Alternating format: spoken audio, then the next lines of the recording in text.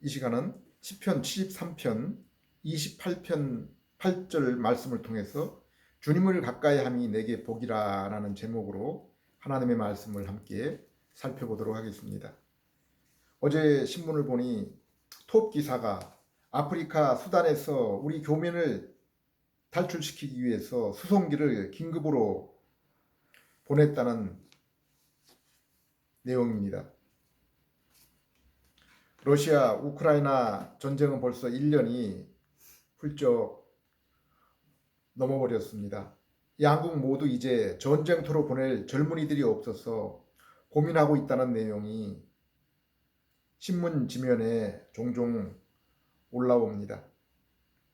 뿐만 아니라 우리가 사는 한반도 또한 대만과 중국 간의 긴장, 북한의 핵무기, 그리고 최근에는 우크라이나 무기 지원, 대만에 대한 정부의 입장 발표로 인해서 중국, 러시아와도 극도의 신경전이 벌어지고 있습니다.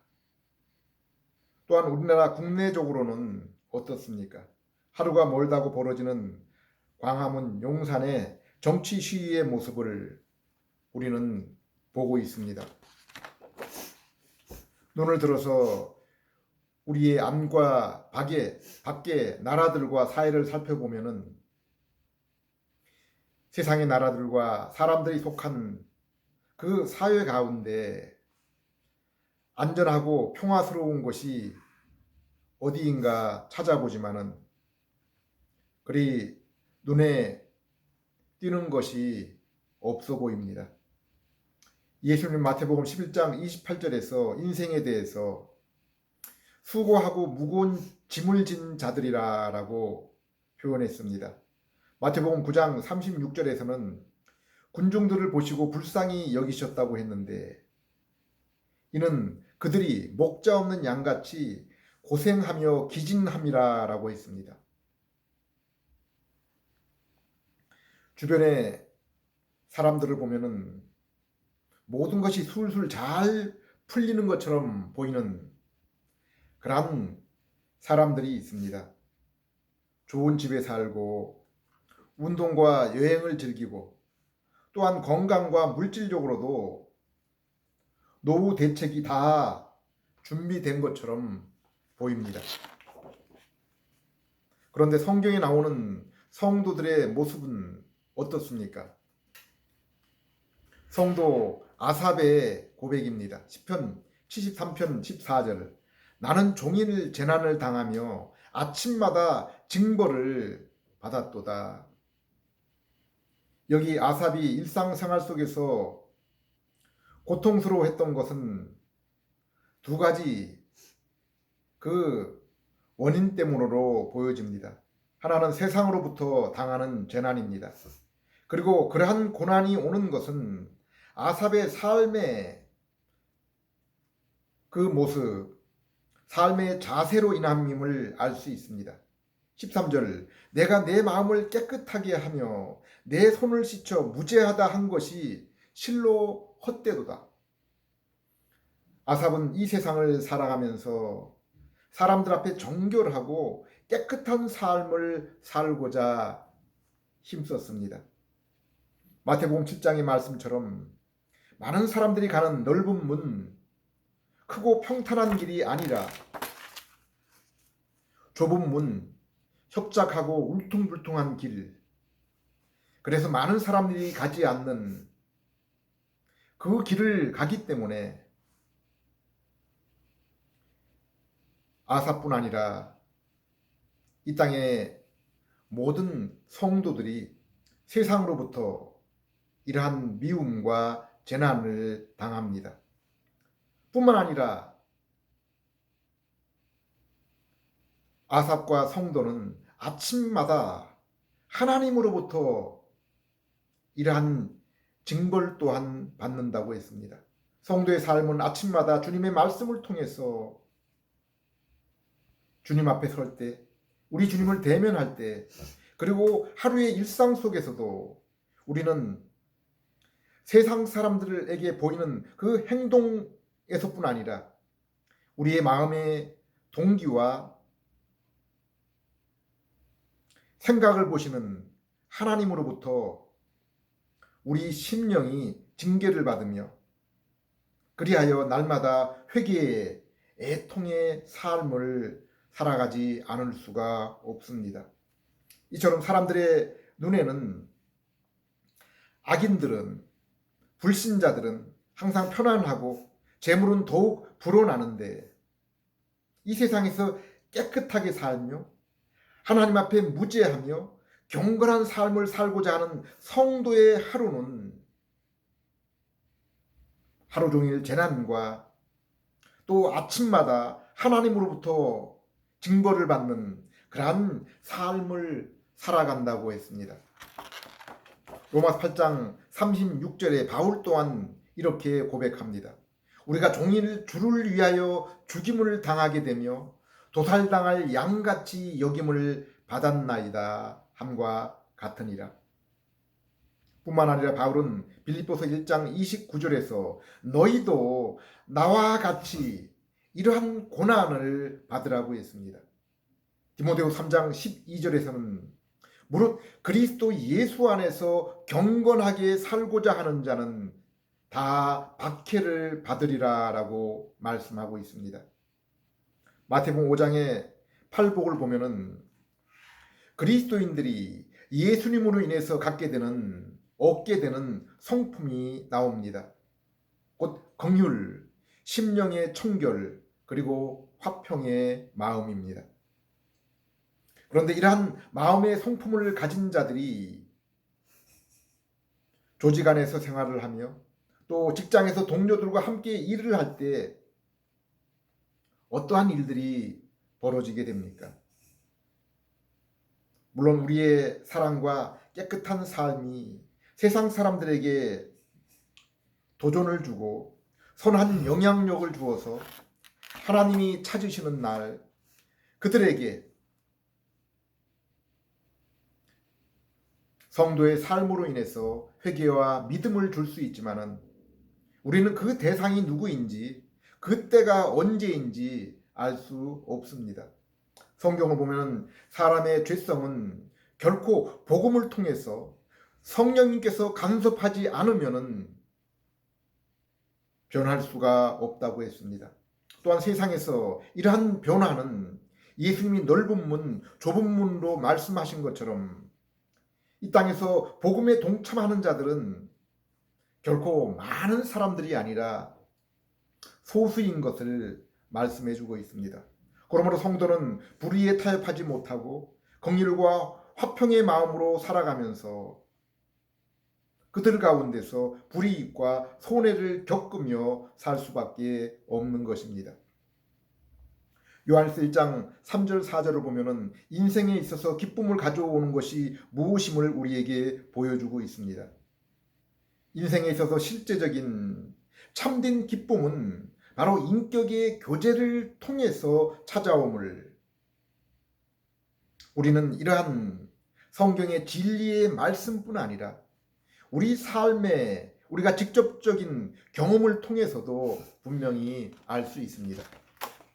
우린 마음에 맞는 그리고 서로 사랑하는 친구, 이성, 부모님과 교제가 얼마나 그립고 기쁨이 넘칩니까?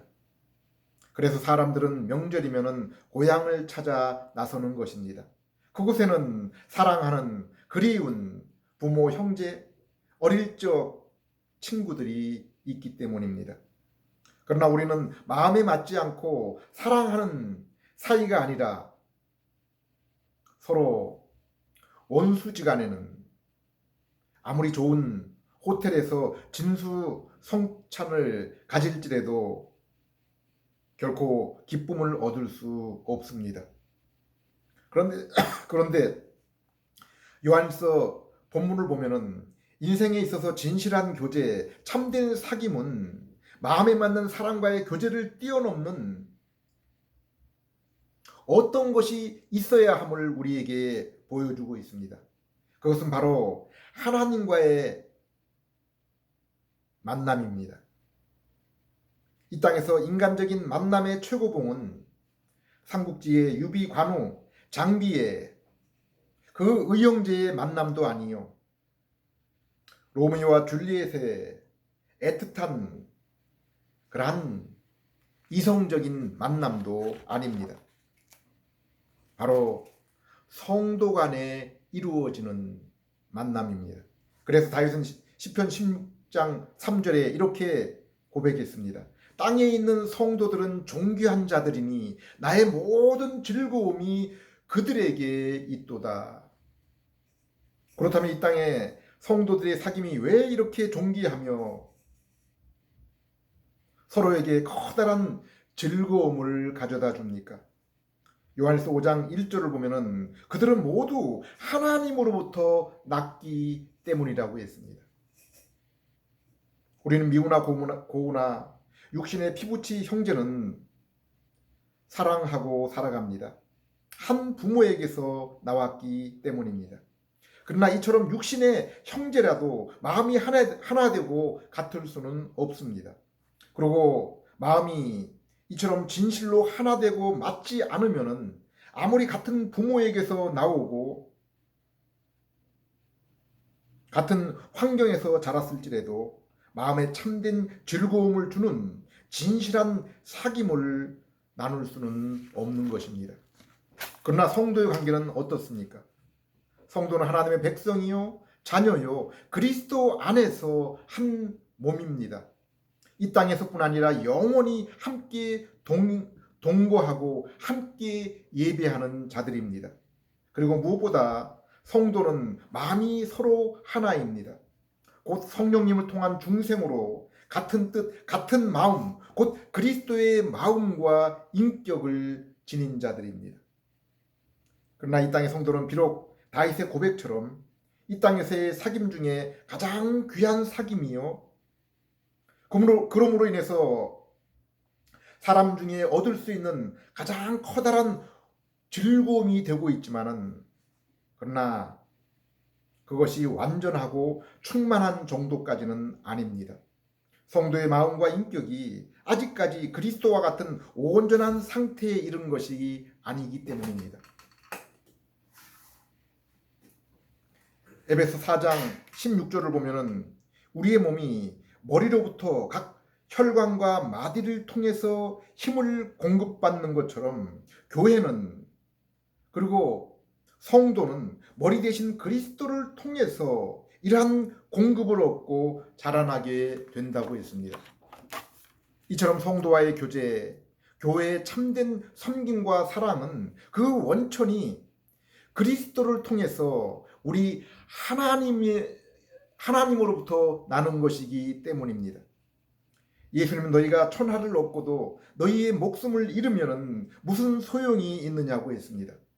이 말씀은 인간은 나폴레옹이나 징기스칸처럼 그들이 비록 천하를 얻는다고 해도 결코 그들은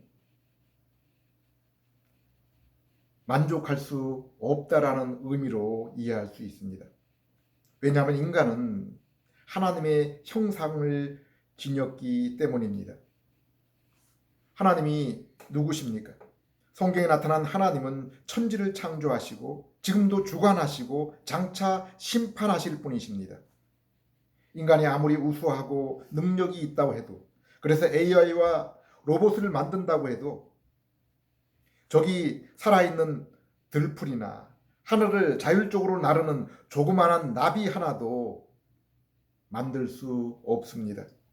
그러나 하나님은 이 모든 것을 만드시고 지금도 모든 것을 하나의 실수와 오차 없이 움직이고 계시는 분이십니다. 그리고 모든 곳에 계셔서 인간 각자의 마음을 다 알고 계십니다. 그런데 이처럼 모든 것을 초월하시고 주관하시는 전능하신 하나님이 우리를 자신의 모습으로 지으시고 우리와 친히 만나 주시는 것입니다. 사람들은 신이라는 존재는 세상은 만들었으나 인간은 간섭하고 교제하지 않을 것이라고, 인간과는 간섭하고 교제하지는 않을 것이라고 생각합니다.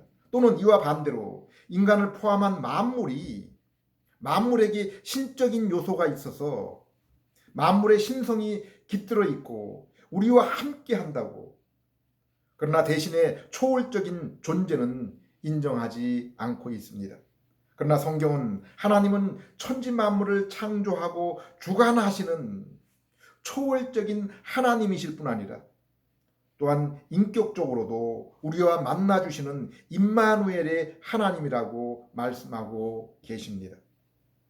그리고 창세기 1장 2장을 보면 인간은 하나님의 형상으로 창조되어서 왕으로 만물을 다스리며 선지자로 인간에게 하나님과 그분의 뜻을 가리키며 제사장으로 하나님께 나와 예배와 교제에 참여하는 존재라고 했습니다.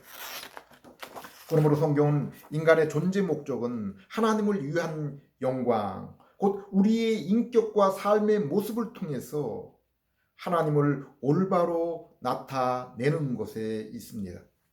그래서 바울은 로마서 12장 1절 2절에 너희의 몸을 거룩한 산 제물로 영적인 예배를 드리며 하나님의 온전하신 뜻을 분별하여 살라고 했습니다. 에베소 2장 10절, 디도서 2장 14절에도 하나님이 예비하여 주신 대로 선한 삶을 살라고 했습니다. 주기도문에도 아버지 이름을 거룩하게 하라고 했습니다. 하나님 아버지 이름을 거룩하게 하는 것은 바로 우리의 삶의 거룩으로 이루어지는 것입니다. 이처럼 우리는 우리 자신을 위해 살아가는 것이 아니라 하나님을 위해서, 곧 하나님의 영광을 위해서 살아가도록 존재하는 것입니다. 고린도서 10장 31절, 그런즉 너희가 먹든지 마시든지 무엇을 하든지 다 하나님의 영광을 위하여 하라. 우리는 자칫 오해하면은 하나님은 이토록 자신만을 위하시는 이기적인 분으로 생각할 수도 있습니다. 그러나 한번 생각해 보십시오. 대통령, 국회, 사법부가 헌법을 수호하려는 이유가 무엇입니까? 그들 자신의 이름과 권위를 위해서입니까? 그렇지 않습니다. 우리 모두를 위해서입니다. 이 나라가 잘되고 평안하도록 하기 위함입니다. 자녀가 부모님의 말씀을 귀담아 들어야 하는 이유가 무엇입니까? 부모님을 위해서입니까? 자녀들을 위한 것도 함께 포함이 됩니다. 왜냐하면 어린 자녀는 경험이 짧고 사리 분별을 못하기 때문입니다.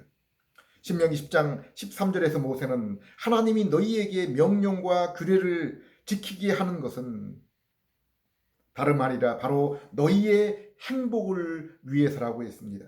내가 오늘 내 행복을 위하여 내게 명하는 여호와의 명령과 규례를 지킬 것이 아니냐. 하나님의 명령과 규례, 곧 율법을 대표적으로 나타내는 것이 두 돌판에 있는 십계명입니다. 그리고 첫 돌판인 1에서 첫 번째에서 네 번째 계명은 하나님에 대해서 하나님을 바르게 섬기라는 것입니다. 그리고 두 번째 돌판은 인간의 사회생활을 위한 지침입니다. 그리고 신약에서는 첫 돌판에서 하나님을 섬김을 신령과 진정, 곧 성령님의 인도로 예수님을 통한 예배와 섬김을 말씀하고 있습니다. 그리고 두 번째 돌판 또한 눈에 보이는 그러한 형식뿐이 아니라 마음으로까지 확대됩니다. 곧 살인하지 말라는 것은 마음속에 미움까지 포함이 되고, 간음하지 말라는 것은 마음속에 음욕까지 포함을 시킵니다. 그렇게 본다면 하나님께 나아감, 그리고 인간 사회 생활이 정말 불가능할 정도로 어려워 보입니다. 누가 이처럼 행하고 지킬 수 있겠습니까? 그래서 예수님도 제자들에게 부자가 천국에 들어가는 것이 낙타가 바늘귀에 들어가는 것과 같다고 했습니다. 그러나 예수님은 이에 덧붙여서 사람으로는 이러한 것들을 행할 수 없으나 하나님은 행하게 하실 수 있다고 했습니다. 그러면 우리가 어떻게 율법과 신약 성경이 요구하는 하나님과의 바른 관계, 그리고 이웃과의 윤리적인 삶을 살아갈 수 있습니까? 최초의 인간 아담은 죄의 영향을 받지 않은 온전한 형태의 하나님의 지정의 인격과 교제를 나눌 그러한 마음의 상태에 있었습니다. 그리고 하나님은 생명나무를 통해서 그때 그 아담보다 더 나은 인격의 상태와 하나님과의 교제의 환경을 소망으로 주셨던 것입니다. 곧 요한계시록 21장 22장에 나오는 그러한 존재와 상태입니다. 그리고 선악과 나무를 통해서 아담이 넘어서는 안 되는 울타리를 경고로 보여주셨습니다. 아담은 그때까지 죽음, 질병, 육체와 심령의 고통이 없는 삶을 살았습니다. 그리고 날마다 하나님과의 교제의 삶을 통해서 하나님을 더 알아나가고 그로 인해 더 깊은 교제와 그 교제로 인한 즐거움을 더해 갔을 것입니다. 그런데 마귀의 유혹으로 선악과를 먹었습니다. 유혹의 내용은 피조물인 아담이 하나님처럼 되는 것, 곧 존재의 상승과 선악의 기준을 자기에게 두는 삶의 주도권을 누구에게 두는가 하는 그러한 문제였습니다. 오늘날도 피조물인 인간은 세상의 주인으로 그리고 자신에게 세상을 판단하는 기준을 두려고 하고 세상을 주관하고 살아가려고 합니다. 곧 우상 숭배와 PC, 곧 폴리티컬 코렉트니스입니다. 아담은 죄로 인해 하나님을 잃어버린 후에 인생에 있어서 참으로 소중하고 행복한 것이 무엇인지를 깨닫게 되었습니다. 그래서 창세기 3장 15절의 언약의 말씀을 기억하면서 창세기 3장 20절에 아내의 이름을 모든 산자의 어미라고 불렀습니다. 첫째 아들 가인을 이름 지을 때 내가 여호와로 말미암아 등남하였나이다라고 그렇게 불러서 여인의 후손으로 장차 오실 예수 그리스도를 소망한 것입니다. 하나님은 첫 번째 세상의 범죄와 타락으로 그 가운데 노아를 구원하여 의롭게 했습니다. 그리고 홍수 후에 또다시 세상이 타락의 극에 이르렀을 때 아브라함을 불렀습니다. 그리고 노아에게와 마찬가지로 너는 내 앞에서 행하여 완전하라 라고 했습니다. 창세기 17장 1절 아브라함이 99세 때에 여호와께서 아브라함에게 나타나서 그에게 이르시되 나는 전능한 하나님이라 너는 내 앞에서 행하여 완전하라. 이 말씀은 출애굽기 19장에 하나님이 모세를 통해 이스라엘을 구출하여 구속하여 시내산에서 율법을 주실 때도 똑같이 말씀하십니다. 하나님은 택하신 백성 이스라엘을 죄악된 세상 애굽에서 구원하여서 6절에 이스라엘 너희를 제사장 나라 거룩한 백성으로 삼을 것이라고 했습니다. 너희가 내게 대하여 제사장 나라가 되며 거룩한 백성이 되리라. 너는 이 말을 이스라엘 자손에게 전할지니라. 여기 제사장 나라는 창세기 12장 1절에서 3절에 아브라함에게 하나님이 약속하신 것처럼 이스라엘 민족을 통해 온 세상에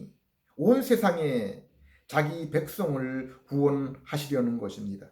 또한 거룩한 백성은 하나님과 친교의 사랑을 나누도록 하기 위한 것입니다. 히브리서 14장 12절에 아무도 거룩함이 없이는 하나님과 교제를 나눌 수가 없기 때문이라고 했습니다. 그런데 이렇게 되기 위해서 하나님은 이스라엘에게 율법을 주시고 순종해야 한다고 했습니다. 그런데 우리가 아는 것처럼 이 율법은 아담이 죄가 없는 에덴 동산에서도 지키지 못한 것입니다. 아담 마음속에 온전한 율법, 하나님의 형상이 있었지만 지키지 못했고 사단의 시험에 넘어갔습니다. 그런데 비록 이스라엘이 하나님의 택하신 백성이라고 하지만은 어떻게 아담 이후에 그들이 갖고 있던 그 죄책과 죄성 가운데서 십계명을 포함한 그 율법을 다 지킬 수가 있겠습니까? 이 일에 대해서 바울은 아무도 율법을 다 지켜서 하나님께 이룰 수 없다고 했습니다. 로마 3장에 하나님이 율법을 주신 이유는 온 세상이 하나님의 심판 아래 있음을 알도록 하기 위함이라고 했습니다. 이처럼 율법은 우리가 죄인이요 율법을 완전히 지킬 수 없는, 그리하여 하나님의 심판을 받을 수밖에 없음을 알려주며, 또한 하나님이 오래 참으시고 율법을 통해 세상의 죄를 억제하며 그리하여 구원받을 자들을 위해서 세상을 보존하기 위한 목적이 있다고 했습니다. 그리고 마지막으로 율법을 주시는 참된 목적은 곧 중생하여 예수 그리스도를 믿은 하나님의 백성이 이제 율법을 순종함으로 더욱 그리스도의 모습을 닮아가도록 하기 위함입니다. 히브리서 11장 그리고 시편을 보면은 이미 예수 그리스도가 오시기 훨씬 이전에 하나님의 그 언약의 말씀에 근거하여 장차 오실 예수 그리스도를 믿어서 구원을 얻고 새 마음을 가진 백성들이, 곧 중생한 백성들이 하나님의 말씀 율법을 귀하로 묵상하며 즐거워하는 모습을 우리는 그 시편과 히브리서를 통해서 발견할 수 있습니다. 그러면 우리가 어떻게 하나님의 언약, 곧 새 언약에 참여하여 하나님의 백성이 되며 날마다 하나님의 얼굴을 보며 그로 인한 그 하나님과의 교제로 인한 말할 수 없는 기쁨에 참여할 수 있게 되는 것입니까? 죄가 더하는 곳에 은혜 또한 넘치게 되었다고 했습니다.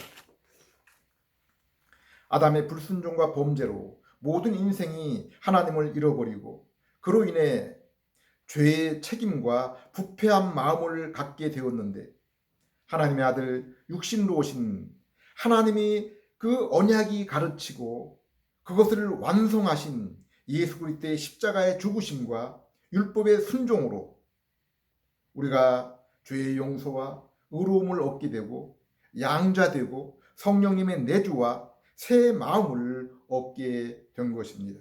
그리고 장차 예수님이 다시 올 때 영화로운 예수님과 같은 그 영화로운 몸을 입고 친히 주님을 뵙고 교제할 소망을 갖게 된 것입니다. 하나님이 은혜 언약을 주신 것은 우리를 하나님의 백성으로 삼아서 우리가 친히 하나님과 교제를 나누고 그로 인해 영광을 얻으시기 위함입니다. 그러므로 모든 인생은 결코 그리스도를 통해서 하나님을 만날 때까지는 만족을 얻을 수가 없는 것입니다. 성경은 그리하여 우리의 만족은 오직 하나님으로부터 말미암는다고 한 것입니다. 하나님의 언약을 따라 예수 그리스도를 믿는 성도는 이제 너희도 나처럼 온전하라 거룩하라는 율법의 명령을 기쁨으로 받아들이는 것입니다. 하나님께서 죄 용서와 의롭다함을 주시고 순종할 수 있는 새 마음을 주셨기 때문입니다. 물론 날마다 죄를 짓고 범죄하여 쓰러지지만은, 그러나 성도는 죄와 세상과 마귀가 결코 그들의 삶을 주관할 수가 없습니다. 그러므로 성도는 날마다 죄를 회개하며 날마다 말씀으로 주님을 더욱 알아나가며 주님께 가까이 하게 되는 것입니다.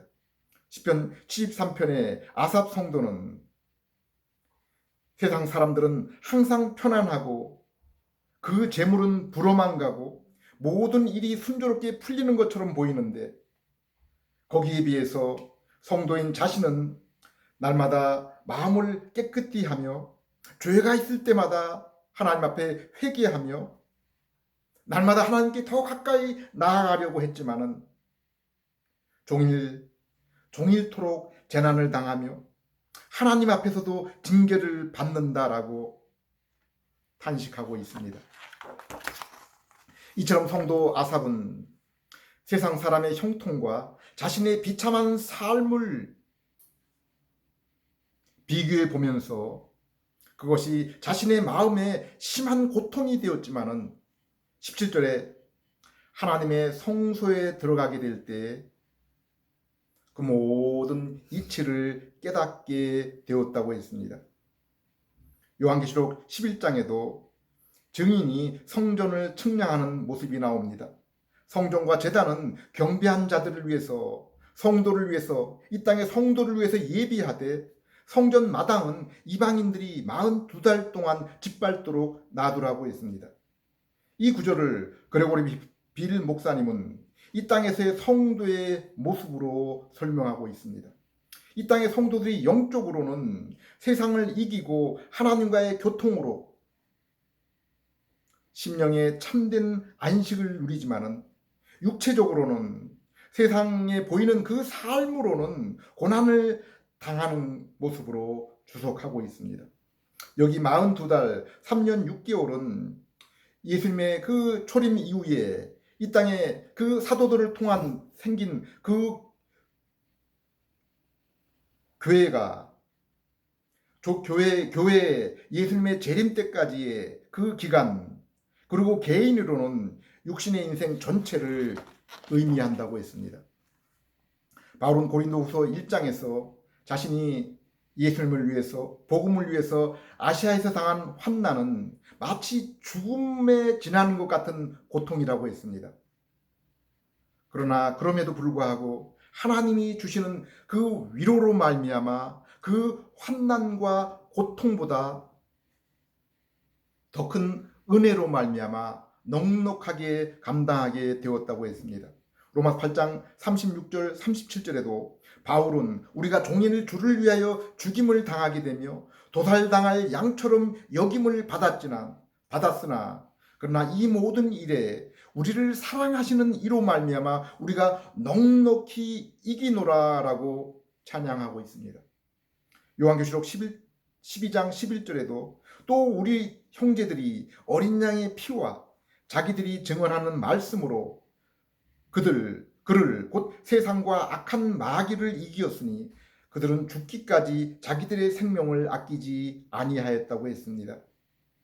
다니엘서 11장 32절에도 이 땅의 성도는 비록 마카비 시대에 참된 이스라엘이 세상 곧 안티오쿠스 에피파네스의 그 핍박을 받았던 것처럼 종말의 성도는 세상과 악한 마귀의 시험과 고난이 많을 것이지만은 그러나 넉넉하게 승리할 것이라고 말씀하고 있습니다. 그가 또 언약을 배반하고 악행하는 자를 괴율로 타락시킬 것이나 오직 자기의 하나님을 아는 백성은 강하여 용맹을 발하리라. 시편 73편 25절에서 28절 하늘에서는 주 외에 누가 내게 있으리요 땅에서는 주밖에 내가 사모할 이 없나이다. 내 육체와 마음은 쇠약하나 하나님은 내 마음의 반석이시요 영원한 분깃이시라. 무릇 주를 멀리 하는 자는 망하리니 음녀같이 주를 떠난 자를 주께서 다 멸하셨나이다. 하나님께 가까이 함이 내게 복이라. 내가 주 여호와를 나의 피난처로 삼아 주의 모든 행적을 전파하리라. 이 시간도 우리에게 참된 소망과 기쁨은 우리를 자기의 피로 구속하시고 의롭게 하시고 하나님과의 친교로 이끄시는 예수님께 소망을 두시고 날마다 말씀과 죄의 회개를 통해서 더욱 주님께 나아가며 그로 인해 세상의 어려움을 넉넉하게 감당하고 이기며 풍성한 하나님께 주시는 풍성한 즐거움으로 주님을 찬양하는 그러한 여러분 되시기를 기도드립니다. 기도하겠습니다. 우리의 죄를 대신 지시고 순종의 의를 통해서 우리를 하나님과 화목하게 하시고 친교를 이루신 예수님을 찬양합니다. 비록 세상에서 예수님을 따름으로 환난이 많이 있다고 했지만 이 또한 세상과 사단은 우리를 위한 환난을 주지만 하나님은 이것을 우리를 위한 사랑의 징계로 더욱 하나님께 가까이 하도록 하기 위한 은혜로 바꾸어 주심을 믿습니다. 날마다 말씀과 죄를 멀리함으로 더욱 주님께 가까이 하며 그로 인한 즐거움으로 우리 주님을 찬양하는 그러한 저희들 될 수 있게 해 주시옵소서. 예수님 이름으로 기도드립니다.